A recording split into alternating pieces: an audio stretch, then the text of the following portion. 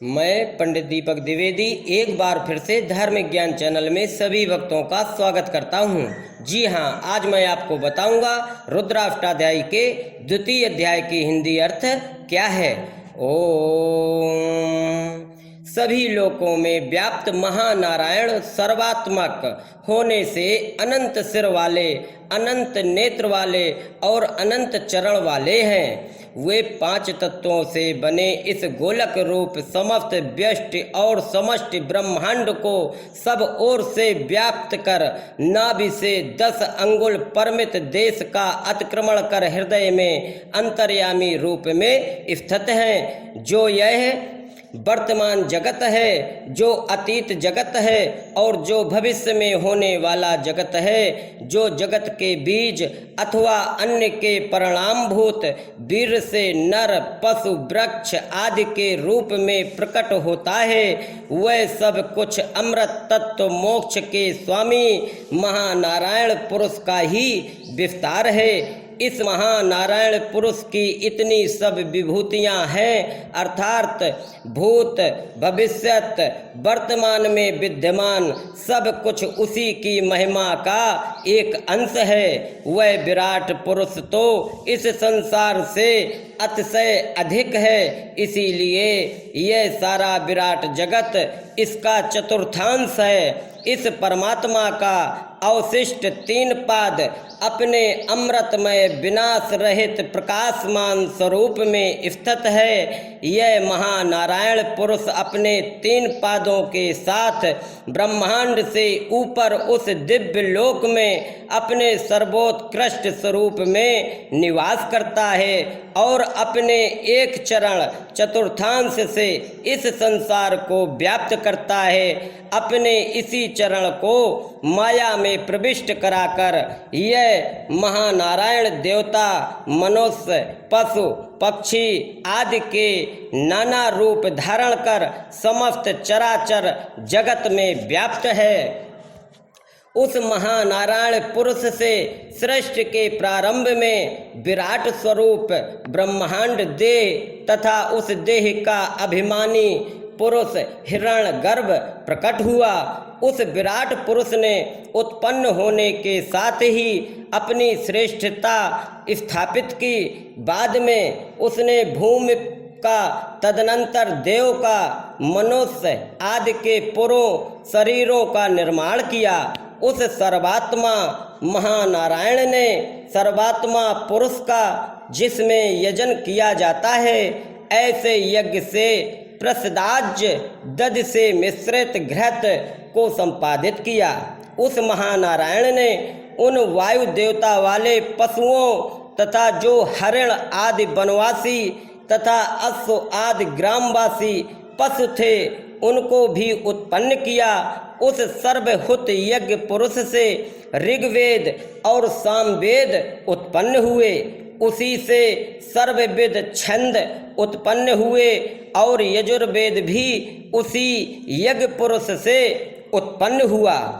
उसी यज्ञ पुरुष से अश्व उत्पन्न हुए और वे सब प्राणी उत्पन्न हुए जिनके ऊपर नीचे दोनों तरफ दांत हैं। उसी यज्ञ पुरुष से गौएं उत्पन्न हुई और उसी से भेड़ बकरियां पैदा हुईं। सृष्टि साधन योग्य या देवताओं और सनक आदि ऋषियों ने मानस याग की संपन्नता के लिए सृष्टि के पूर्व उत्पन्न उस यज्ञ साधन भूत विराट पुरुष का प्रोक्षण किया और उसी विराट पुरुष से ही इस यज्ञ को संपादित किया। जब यज्ञ साधन भूत इस विराट पुरुष की महानारायण से प्रेरित महत अहंकार आदि की प्रक्रिया से उत्पत्ति हुई, तब उसके कितने प्रकारों की परिकल्पना की गई। उस विराट के मुंह, भुजा, जंघा और चरणों का क्या स्वरूप कहा गया है। ब्राह्मण उस यज्ञोत्पन्न विराट पुरुष का मुख्य स्थानीय होने के कारण उसके मुख से उत्पन्न हुआ।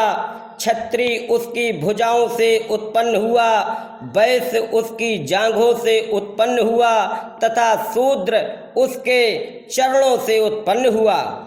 विराट पुरुष के मन से चंद्रमा उत्पन्न हुआ, नेत्र से सूर्य उत्पन्न हुआ, कान से वायु और प्राण उत्पन्न हुए तथा मुख से अग्नि उत्पन्न हुई। उस विराट पुरुष की नाभि से अंतरिक्ष उत्पन्न हुआ और सिर से स्वर्ग प्रकट हुआ। इसी तरह से चरणों से भूमि और कानों से दिशाओं की उत्पत्ति हुई। इसी प्रकार देवताओं ने उस विराट पुरुष के विभिन्न अवयवों से अन्य लोकों की कल्पना की।